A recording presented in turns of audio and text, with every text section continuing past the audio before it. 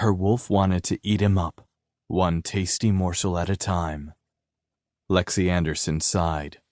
No, that wouldn't be happening. It didn't matter that she wanted to lick the man at the party with many generous swipes of her tongue, because it just wouldn't happen. It didn't matter that she wanted to bury her hands in his hair while he pumped himself into her, their sweat-slicked bodies sliding against one another as they came together hard. It still wouldn't be happening. She took a deep breath, the outside air filling her lungs and cooling her down, at least somewhat. As she tried to relax, she took in her surroundings, needing something far greater than her to function. The trees stood around them, tall, ancient, almost comforting. The sun warmed her skin in the cooling air, though just from looking at the man across from her, she was heated plenty already. She took another breath, holding it in for as long as she could. The scent of forest and the coming rain would never be enough for her.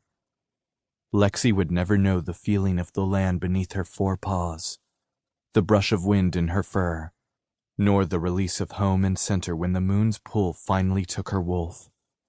No, she would never have any of that. Yet she should have been used to it by now.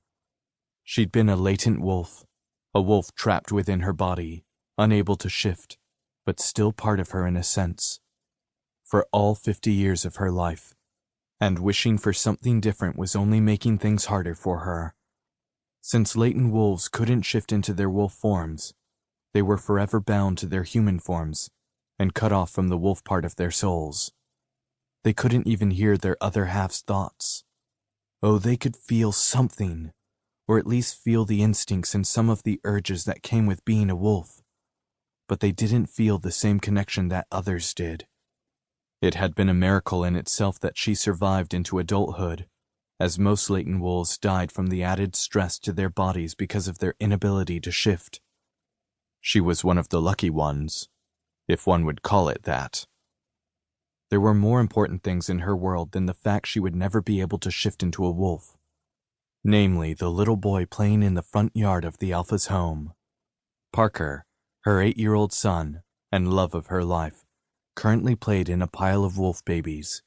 Well, only one baby was currently in wolf form, as the others were too young to change yet. But her Parker seemed to be in heaven.